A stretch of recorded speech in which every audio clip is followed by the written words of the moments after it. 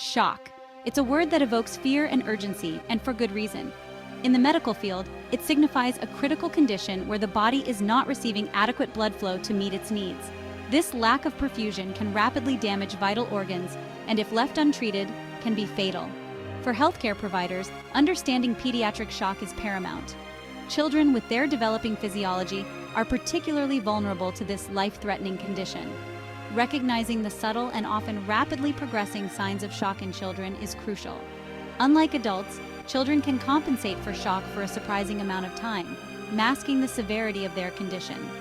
This makes early recognition and aggressive treatment absolutely vital. The causes of shock in children are diverse, ranging from severe dehydration to life-threatening infections. In order to effectively treat pediatric shock, healthcare providers need a strong understanding of the different types, their underlying causes, and the physiological processes involved. This essay will delve into the four main types of shock: hypovolemic, distributive, cardiogenic, and obstructive. By understanding the mechanisms and causes of each type, healthcare professionals and students can be better equipped to identify, manage, and ultimately save young lives. Imagine a water balloon. Now, picture that water balloon slowly losing its water. This is a simple way to visualize hypovolemic shock, the most common type of shock in children. In essence, hypovolemic shock occurs when the body loses a significant amount of fluid, leading to a decrease in blood volume. This fluid loss can result from a variety of situations. Severe vomiting and diarrhea, often seen with gastroenteritis, are common culprits, particularly in younger children. Hemorrhage, whether internal or external, is another major cause, as is significant fluid loss from burns. When the body loses fluid, the volume of blood circulating within the vessels decreases. This decrease in blood volume directly impacts the heart's ability to pump effectively. The heart, now working with less fluid, struggles to maintain adequate blood pressure and deliver oxygen to the body's tissues. Symptoms of hypovolemic shock can range from mild to severe, depending on the degree of fluid loss. Early signs include increased heart rate, rapid breathing, and pale, cool skin. As the condition worsens, children may become lethargic, have weak pulses, and even lose consciousness. Prompt recognition and treatment are crucial to restore fluid volume and prevent organ damage. Unlike hypovolemic shock, where the problem lies in the loss of fluid, distributive shock involves a different mechanism, a maldistribution of blood flow. Imagine a network of pipes with valves that control the flow of water. In distributive shock, these valves are stuck open, causing the water to pool in certain areas, leaving other areas dry. Sepsis, a life-threatening response to infection, is a leading cause of distributive shock. In sepsis, the body releases chemicals that cause widespread inflammation and dilation of blood vessels. This dilation disrupts the normal distribution of blood flow, leading to inadequate perfusion of vital organs. Other causes of distributive shock include severe allergic reactions, known as anaphylaxis, and head injuries.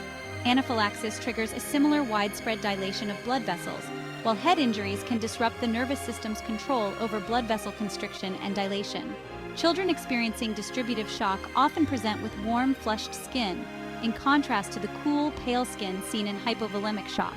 This is due to the dilation of blood vessels near the skin's surface. However, despite this outward appearance of warmth, the internal organs are not receiving adequate blood flow. Other symptoms include a rapid heart rate, low blood pressure, and altered mental status. Section 4. Cardiogenic shock, the struggling heart. The heart, a tireless pump, is the engine that drives the circulatory system. But what happens when this engine malfunctions? This is the essence of cardiogenic shock, a condition where the heart is unable to pump effectively enough to meet the body's demands. Congenital heart defects, structural abnormalities present at birth, are a significant cause of cardiogenic shock in children. These defects can disrupt the normal flow of blood through the heart, placing immense strain on the heart muscle and impairing its ability to pump effectively. Another cause of cardiogenic shock is poisoning. Certain toxins, such as those found in some plants and medications, can directly damage the heart muscle, weakening its contractions and reducing its pumping capacity. Symptoms of cardiogenic shock often resemble those of heart failure, with rapid breathing, sweating, and a rapid heart rate. Children may also exhibit signs of fluid retention, such as swelling in the legs and feet. prompt recognition and treatment are crucial, as cardiogenic shock can rapidly progress to cardiac arrest if not addressed. Section 5. Obstructive shock barriers to blood flow. Imagine a kink in a garden hose obstructing the flow of water. This analogy helps to understand obstructive shock, a condition where a physical obstruction impedes the flow of blood through the circulatory system, leading to a decrease in cardiac output. Cardiac tamponade, a life-threatening condition where fluid accumulates in the sac surrounding the heart, is a classic example of obstructive shock. The accumulating fluid compresses the heart, restricting its ability to fill with blood and pump effectively. Tension pneumothorax, another cause of obstructive shock, occurs when air leaks into the space between the lung and the chest wall. This air buildup puts pressure on the lung and the heart, hindering the heart's ability to pump efficiently. Pulmonary embolism, where a blood clot lodges in an artery in the lung, is yet another cause, obstructing blood flow through the pulmonary circulation. Children with obstructive shock often present with difficulty breathing, chest pain, and a rapid heart rate. They may also have muffled heart sounds and distended neck veins. Prompt recognition and treatment are essential to relieve the obstruction and restore normal blood flow.